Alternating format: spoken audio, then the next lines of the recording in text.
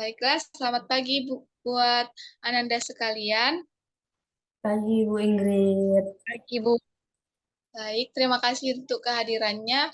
Eh, saya harap semua Ananda sekalian dalam keadaan sehat dan dapat melakukan aktivitas hari ini dengan baik. Nah, pada pertemuan hari ini, kita akan melakukan layanan bimbingan klasikal, di mana tema yang akan kita bahas atau topik yang kita bahas itu tentang insecure. Nah, ke sebelum kita memulai layanan bimbingan klasikal kita harus mengerti apa sih pengertian dari bimbingan klasikal itu.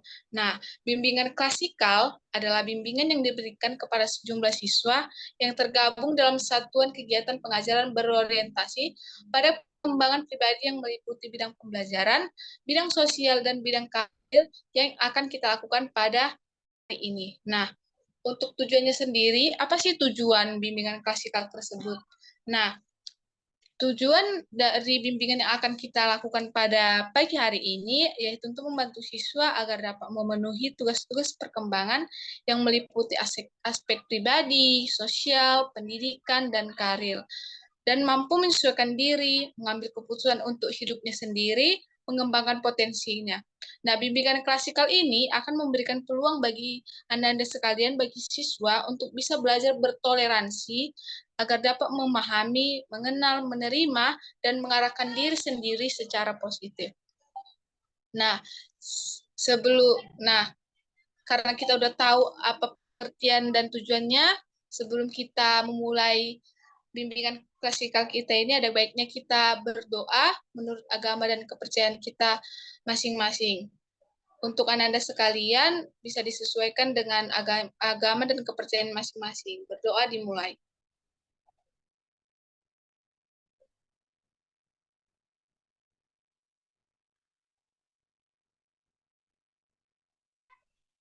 Berdoa selesai.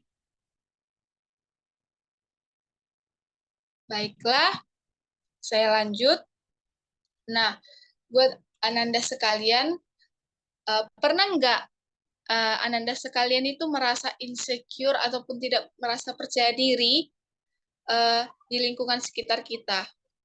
Apakah ada Ananda sekalian yang ingin berpendapat atau menjawab? Pernah, Bu. Apakah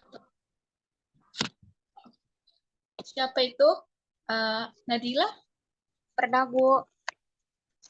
Contohnya itu Nadila boleh diberikan insecure itu dalam konsep gimana? Gimana? Coba ulangin, Bu. Kan tadi saya tanya, kita semua pasti merasa insecure. Nah, menurut Nadila, apa sih yang menjadi bagian, apa sih yang membuat Nadila itu pernah insecure? Contohnya itu seperti apa? Coba diberikan. Jadi contohnya itu kayak fisik. Awalnya saya nggak ngerasa insecure, tapi ada saat dimana teman saya itu ngebahas fisik saya. Jadi semenjak mereka ngebahas itu, saya mikir, oh ternyata fisik saya seburuk itu ya, gitu, Bu. Oke. Ada yang lain lagi yang mau menambahin Nadila? Baik, Rizka, dipersilakan kepada Nanda Rizka. Baik Ibu, terima kasih. Nah, jadi insecure yang pernah saya alami itu tentang pencapaian. Saya merasa saya merasa insecure gitu dengan pencapaian orang-orang di sekitar saya. Ketika saya melihat pencapaian orang lain yang udah lebih di atas saya merasa, wah kenapa saya nggak bisa seperti dia? Kapan kira-kira saya seperti dia gitu. Jadi saya merasa insecure, nggak percaya diri karena pencapaian saya itu masih belum cukup gitu. Terima kasih. Baik, terima kasih kepada Nanda Rizka. Nah, banyak sekali ya macam-macam insecure itu, baik itu terdorong dari dalam diri kita ataupun eksternal. Pada pertemuan kali ini kita akan membahas namanya insecure. Nah, namun sebelum kita masuk ke inti kegiatan, ada baiknya kita melakukan ice breaking, di mana ice breaking kita itu bernama tepuk pelangi. Nah, di sini Ibu akan memberikan instruksi. Jika Ibu mengatakan warna merah, Anda sekalian bertepuk sekali. Boleh dipraktekkan sama-sama? Ditepuk sekali. Nah, jika Ibu katakan kuning, tepuk 2 kali. Nah, jika Ibu katakan warna hijau, Ananda diminta untuk bertepuk 3 kali. Dan jika Ibu katakan abu-abu, nanti Ananda sekalian bisa mengatakan atau mengekspresikan seperti atau diam. Oke, bisa kepada Ananda sekalian, kepada siswa-siswi Ibu. Bisa, Bu. Bisa, Boleh kita Ibu. mulai? Oke, Ibu kasih instruksinya. Oke, kuning, hijau.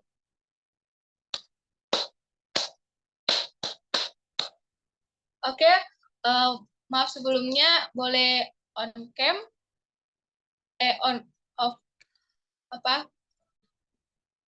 Suaranya boleh dihidupkan. On mic dulu Ananda sekalian. Oke, kita mulai ya. Ibu katakan merah, hijau, kuning.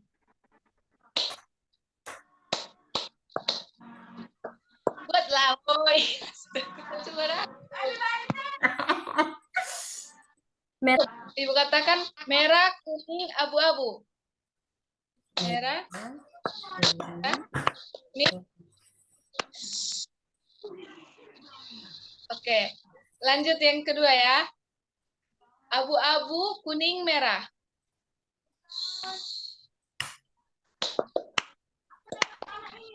Oke, sekali lagi. Cepat, ini cepat ya. Merah, kuning, merah, kuning. Oke, sekali lagi. Kuning, hijau, abu-abu.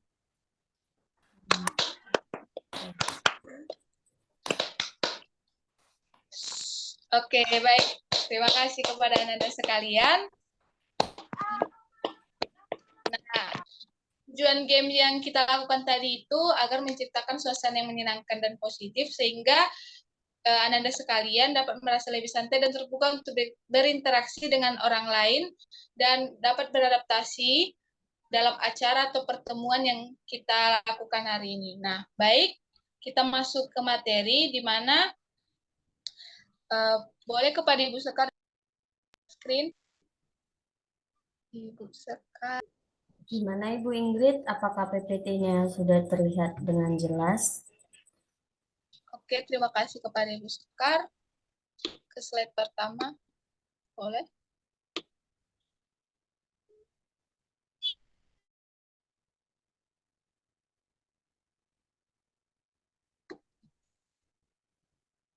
Oke. Terima kasih kepada Ibu Sekar. Nah, insecure atau rasa tidak percaya diri. Pada hakikatnya manusia memang mempunyai rasa percaya diri, namun antara satu dengan yang lain itu ada perbedaan, yaitu memiliki rasa percaya diri yang rendah dan ada rasa percaya diri yang tinggi. Mempunyai kepercayaan diri itu merupakan nilai tambahan yang ada dalam pribadi manusia. Namun banyak juga sebagian orang masih merasa insecure atau tidak percaya diri. Perasaan tidak percaya diri ini kerap kali dialami oleh sebagian orang ataupun kita semua yang ada dalam pertemuan ini, dan tidak dapat mengatasinya. Nah, pada pertemuan kali ini kita akan membahas apa itu pengertian insecure, macam-macam insecure, ciri-cirinya, faktor penyebab, dan cara mengatasinya. Nah, untuk slide pertama, materi pertama akan dijelaskan kepada Ibu Sekar. Saya persilakan kepada Ibu Sekar untuk menyampaikan materi. Terima kasih untuk Ibu Ingrid karena sudah mempersilahkan saya untuk menjelaskan apa itu insecure. Nah, insecure ini memiliki beberapa pengertian. Nah, jadi dalam Kamus KKBI, insecure itu mempunyai makna perasaan tidak aman, tidak kuat, gelisah, dan juga gelisah. Nah, insecure merupakan keadaan psikologis yang ditandai dengan perasaan khawatir ataupun takut akan suatu hal. Nah, insecure dapat disebabkan karena adanya trauma psikis ataupun karena merasa bersalah, malu, ataupun merasa rendah diri. Insecure juga merupakan perasaan tidak aman yang dimana seseorang individu merasa tidak percaya diri, takut, atau cemas akan suatu hal yang dipicu oleh rasa tidak puas dan tidak yakin akan kapasitas diri sendiri. Nah, kebutuhan akan rasa aman atau kebutuhan yang mendorong manusia mengharapkan perlindungan atau kehilangan rasa aman ini mengakibatkan manusia sering merasa curiga, nakal, membela diri dan juga yang lainnya. Nah, sedangkan menurut Abraham Maslow, insecure merupakan suatu keadaan di mana seseorang yang merasa tidak aman ataupun menganggap dunia sebagai sebuah hutan yang mengancam dan juga kebanyakan manusia berbahaya dan juga egois. Orang yang mengalami insecure umumnya merasa ditolak dan terisolasi, cemas, pesimis, tidak bahagia, merasa bersalah, tidak percaya diri, egois, dan juga cenderung neurotik. Mereka akan berusaha untuk mendapatkan kembali perasaan secure ataupun aman dari berbagai cara.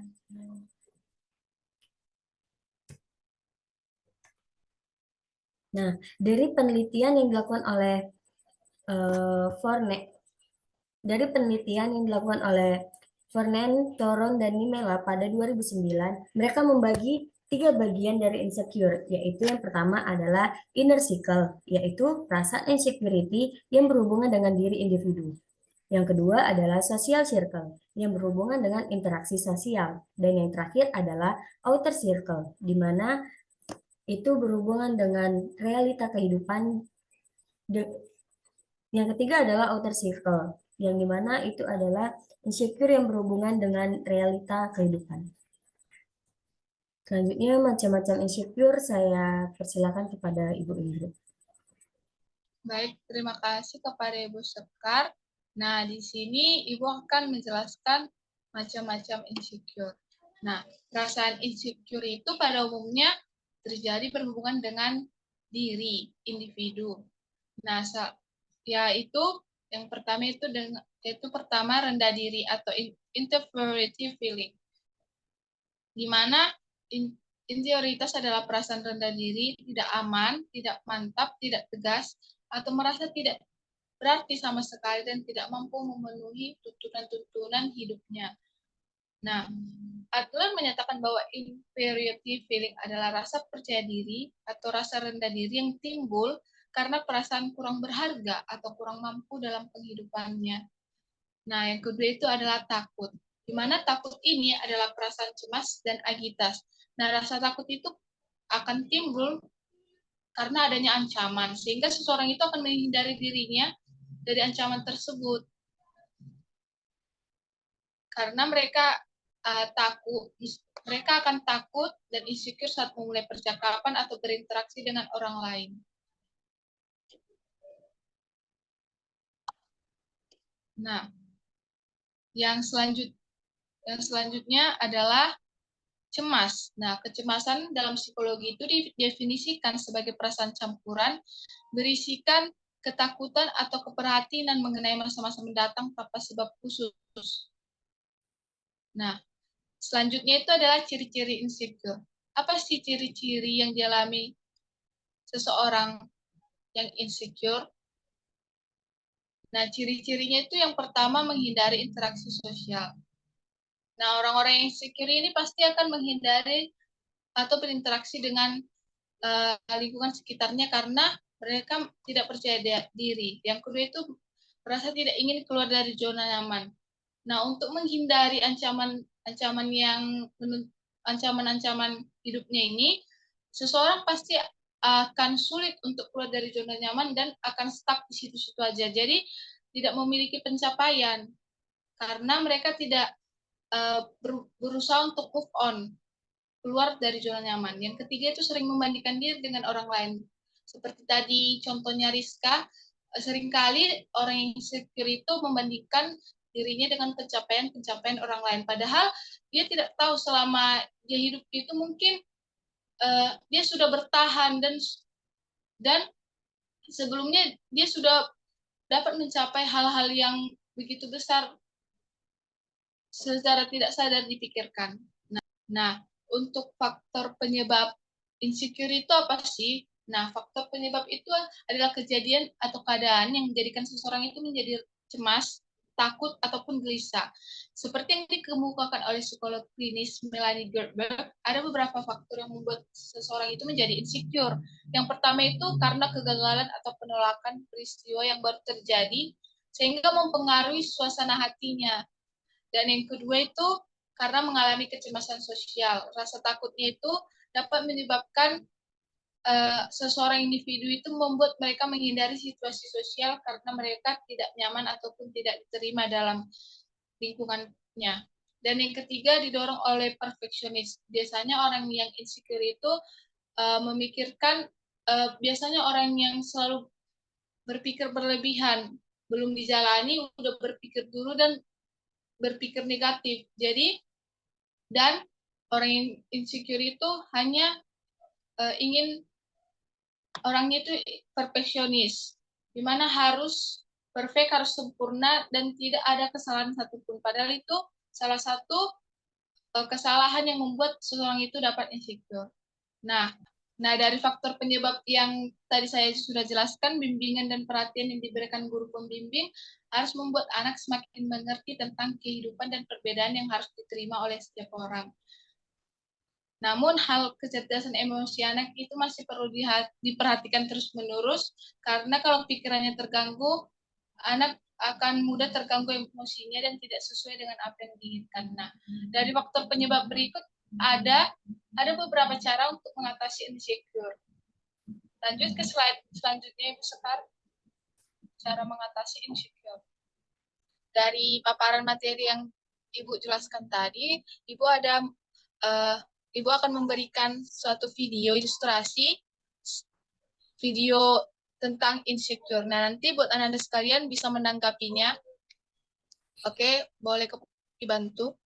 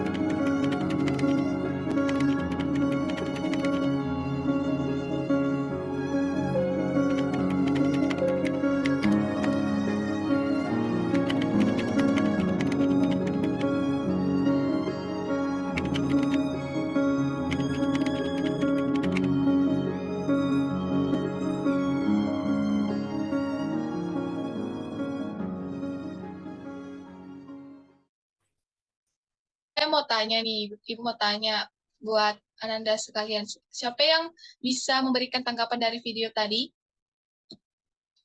Boleh kepada Rizka? Ananda Rizka, boleh?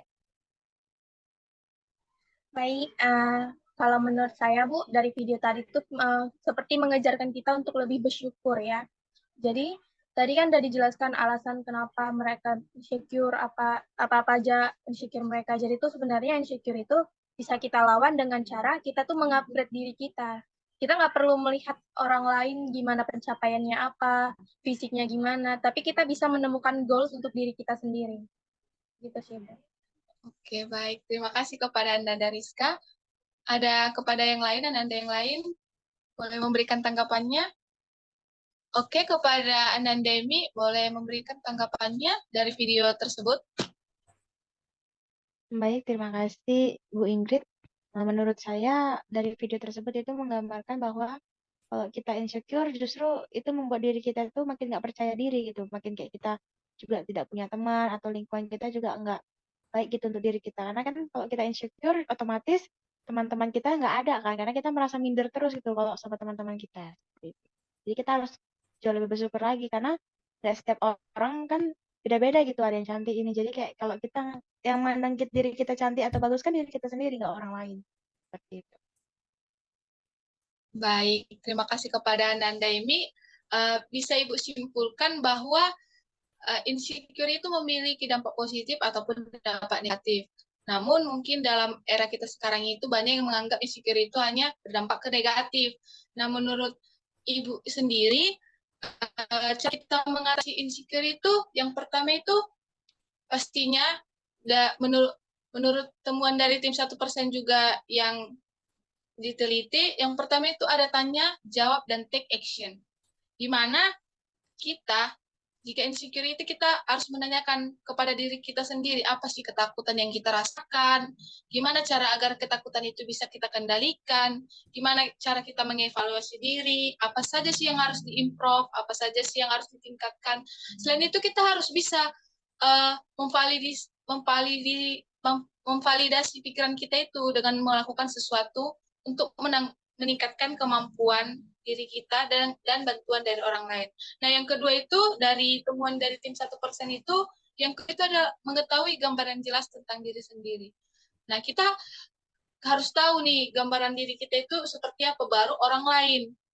Nah, dengan visi yang kuat, kita dapat menumbuhkan semangat untuk berubah ke arah yang lebih baik. Kita dapat menemukan apa passion kita, bakat kita, kemampuan, tujuan hidup, agar kita itu bisa menumbuhkan motivasi dalam memperbaiki diri dengan alasan yang kuat. Dan yang terakhir itu kita bisa mencari bantuan orang. Nah, kita bisa meminta bantuan orang lain itu sebagai observer atau pengamat terhadap diri kita. Misalnya, kita berteman nih, kita minta teman kita itu menilai diri kita. Namun, kita harus memilih teman kita itu sebagai pengamat diri kita secara objektif atau bertampak insight positif yang memberikan pandangan baru untuk dapat membantu mengevaluasi diri kita menaklukkan insecurity itu. Nah, buat anak-anak sekalian boleh tidak memberikan komitmennya setelah dan mendalami materi ini. Boleh kepada Ananda memberikan apa komitmennya?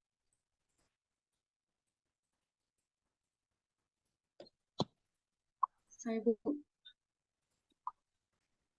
Baik, kepada Apri, dipersilahkan kepada Anda, Apri. Jadi saya berkomitmen pada pertemuan hari ini adalah untuk tidak insecure dan bersyukur dengan apa yang saya miliki hari ini, karena setiap individu itu istimewa apa adanya. Baik, terima kasih kepada Apri. Semoga komitmennya bisa dilaksanakan sebaik mungkin dan bisa berdampak positif bagi diri sendiri Ananda Apri. Baik, ada yang lain buat Ananda? Udahlah ya. Oke, nah saya harap komitmen yang dimiliki Ananda sekalian dapat diterapkan dalam kehidupan sehari-hari dan semoga Ananda pribadi dapat mengendalikan pikirannya untuk tidak overthinking, tidak berpikir berlebihan tentang pencapaian orang, agar bisa selalu percaya diri kepada kemampuan diri kita. Dan satu hal yang kita tahu, kita harus fokus kepada orang-orang yang kita sayangi. Biarkan orang-orang yang berburuk sangka kepada kita itu kita tinggalkan. Kita harus menjauhi orang-orang yang toxic people dan fokus kepada orang-orang yang kita sayangi dan yang mendukung kita. Baiklah, di sini memberikan satu poster di mana poster tersebut akan dijelaskan oleh Ibu Sekar. Kepada Ibu Sekar, dipersilakan. Ya, terima kasih kepada Ibu Ingrid yang sudah memberikan waktu saya untuk menjelaskan kepada Ananda sekalian beberapa tips untuk mengurangi insecure. Nah, jadi di poster yang kami tampilkan itu ada 6 tips untuk mengurangi insecure. Nah, yang pertama, menuliskan kalimat-kalimat positif untuk diri sendiri. Jadi itu insecure itu kan identik dengan hal-hal negatif yang kalian pikirin ataupun yang menjadi objek overthinking kalian. Nah, jadi untuk mengurangi rasa insecure, kalian bisa dengan memulai untuk menuliskan kalimat-kalimat positif untuk diri kalian sendiri, bisa di buku, di binder, atau di kertas, atau di mana saja. Yang penting, yang penting kalian mendoktrin diri kalian sendiri itu untuk hal-hal yang positif. Nah, yang kedua adalah kendalikan pikiran dan kurangi membandingkan diri dengan orang lain. Nah, biasanya seperti yang Ananda Rizka tadi jelaskan ya, Ananda Rizka lebih ke membandingkan tuh prestasi ataupun apapun yang dimiliki oleh orang lain kayak gitu. Jadi mulai sekarang itu mulailah mendoktrin pikiran sendiri untuk tidak membandingkan diri dengan orang lain. Jadi cukup mensyukuri pencapaian yang sudah kalian capai sampai di titik ini. Nah, yang ketiga adalah buatlah visi yang kuat untuk berubah lebih baik lagi. Bisa kalian mulai dengan membuat planning ataupun membuat hal-hal yang akan kalian lakukan untuk memperbaiki diri ataupun untuk membuat diri menjadi lebih baik dari yang sebelumnya. Nah, yang keempat adalah lakukan kegiatan positif sesuai hobi Anda. Jadi misalkan ada yang hobinya berolahraga, hobinya berenang, membaca, menulis, mungkin bisa untuk meningkatkan lagi kegiatan hobi-hobi itu agar kalian terhindar dari pikiran-pikiran yang negatif dan kalian lebih fokus untuk hobi yang sedang kalian jalani. Nah, yang kelima adalah hindari toxic people dan fokus pada orang-orang yang kalian sayangi. Jadi, jika kalian memiliki lingkungan yang kurang baik ataupun orang-orangnya yang cenderung membuat diri lebih apa ya dibilang tidak ada perkembangan atau stuck di situ aja, mendingan kita mulai untuk membuka relasi yang baru ataupun kita lebih fokus kepada orang-orang yang peduli kepada kita. Jadi kita jauhi orang-orang yang memiliki energi negatif ataupun yang membawa pengaruh negatif kepada diri kita dan kita lebih fokus untuk kepada orang-orang yang sayang sama kita. Nah, yang terakhir adalah percayalah pada diri sendiri dan juga belajar untuk selalu bersyukur. Jadi, mulai sekarang doktrin diri sendiri dan bilang kepada diri sendiri bahwasannya kita tuh bisa kayak gitu. Jadi, dan mulai bersyukuri hal-hal kecil ataupun pencapaian-pencapaian kecil yang sudah kita capai sehingga kita bisa berdiri untuk di titik ini. Nah, segitu saja tips-tips yang bisa saya sampaikan untuk mengurangi insecure. Selanjutnya saya serahkan kepada Ibu Ingrid. Baiklah, terima kasih kepada Ibu Sekar. Nah, Ananda sekalian sudah mengetahui kan apa saja tips untuk mengurangi insecure. Nah, harapan saya sendiri sebagai guru PK dapat melakukan tips-tips berikut untuk membantu diri sendiri menjadi orang yang lebih percaya diri dan lebih positif tentunya. Baiklah, telah berakhirnya kegiatan pendidikan klasikal kita pada hari ini. Saya berharap dengan adanya bimbingan kita klasikal pada hari ini dapat membawa dampak yang positif bagi Anda sekalian dan mengetahui lebih dalam lagi hal-hal apa yang perlu dikembangkan, hal apa yang perlu diperhatikan untuk mengatasi masalah-masalah terkhusus masalah pribadi Anda sekalian. Setelah berakhirnya bimbingan klasikal kita, mari kita tutup dengan doa. Doa yang baiklah, doa akan dipimpin oleh Ibu Sekar. Kepada Ibu Sekar, saya persilahkan. Terima kasih kepada Ibu Ingrid. Jadi doa kali ini akan saya memimpin. Nah, saya akan memimpin dengan ya. Terima kasih kepada Ibu Ingrid yang sudah memberikan waktu saya untuk kegiatan penutup kita kali ini, yaitu berdoa. Nah, jadi sebelum kita mengakhiri kegiatan bimbingan klasikal ini, ada baiknya kita berdoa terlebih dahulu. Berdoa dimulai.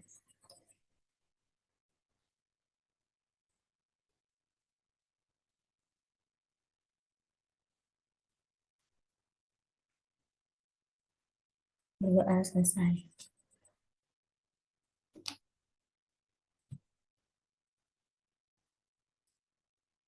Baru kemana ini, Kak? Udah gitu aja.